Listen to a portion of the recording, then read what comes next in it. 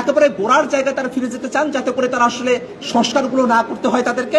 এই যে বিএনপি নেতৃত্বাধীন সরকার, তারা সংবিধানের সংস্কারই শুধু করতে চায় না, রাষ্ট্র কাঠামোর যে উপাদানগুলোর মধ্য দিয়ে জনজীবনকে নাস্তানাবুদ করে দেওয়া যায় সেই বিষয়গুলোতে যে সংশোধনীগুলো নিয়ে আসা হয়েছিল, রাষ্ট্রীয় প্রতিষ্ঠানগুলোতে, সাংবিধানিক প্রতিষ্ঠানগুলোতে বড় বড় যে কাঠামোগুলো আছে সেখানে যে ধরনের সংস্কার চাওয়া হয়েছিল, সেই সংস্কারগুলো তারা আসলে চায় না। এই বিষয়টা আমাদের কাছে খুবই আশা হত করেছে আমাদেরকে, এবং আমরা বিরোধী দলের পক্ষ থেকে সেই বিষয়গুলোতে আমাদের নোট অফ ডিসেন্ট আমরা দিয়েছি।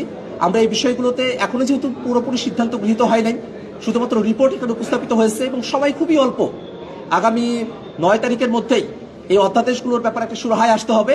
আমরা সরকারি দলের কাছে আহ্বান জানাবো, গুম, বিচারপতি নিয়োগ, সুপ্রিম কোর্টে আলাদা সচিবালয়, দুর্নীতি দমন কমিশন, মানবাধিকার কমিশন, পুলিশ এবং অন্যান্য যত জনগুরুত্বপূর্ণ বিষয় রয়েছে সেই বিষয়ে যে অধ্যাদেশগুলো আছে সেই অধ্যাদেশগুলোকে যেন এবারের সংসদে উত্থাপন করা হয় এবং সেগুলোকে গ্রহণ করা হয়। 200-র বেশি সার্ভিস ও ফিচারে লেনদেনের সব বিকাশ অ্যাপে সম্ভব। আর একটা বিষয় একটু বলা দরকার, যে গণভোটের জন্য যে অধ্যাদেশ হয়েছিল সে অধ্যাদেশটিও কিন্তু এবারের যে সংসদ সেখানে সরকারি দল উত্থাপন করবে না করবে তারা প্রস্তাব দিয়েছেন।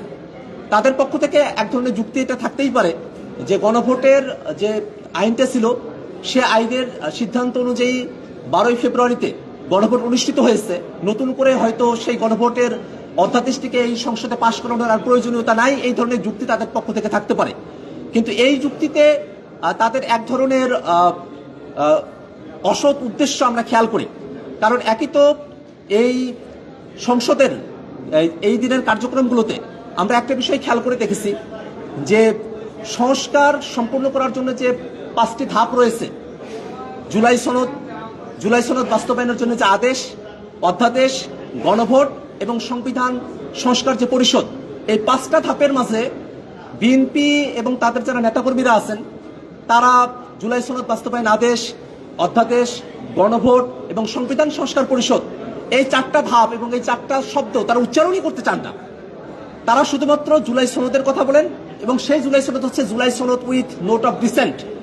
তারা যে 5টা ধাপ অতিক্রম করে আমরা এসেছি, একেবারে গোড়ার জায়গায় তারা ফিরে যেতে চান, যাতে করে তারা আসলে সংস্কারগুলো না করতে হয় তাদেরকে, এবং তারা বাংলাদেশের যে বিদ্যমান রাষ্ট্র কাঠামোতে যে অগণতান্ত্রিক ব্যাপারগুলো আছে সেগুলোর সুবিধা নিয়ে তারা একটা অগণতান্ত্রিক প্রক্রিয়ার মধ্য দিয়েই দেশটাকে তারা পরিচালনা করতে পারেন, সে ধরনের একটা অসৎ উদ্দেশ্য আমরা তাদের মধ্যে খেয়াল করে দেখেছি। এ কারণে আমরা সরকার দলের কাছে আহ্বান জানাবো, গণভোট এবং এই সংস্কারের জন্য যে গণভোট, সেটা বাংলাদেশের ইতিহাসে অত্যন্ত গুরুত্বপূর্ণ একটা ঘটনা।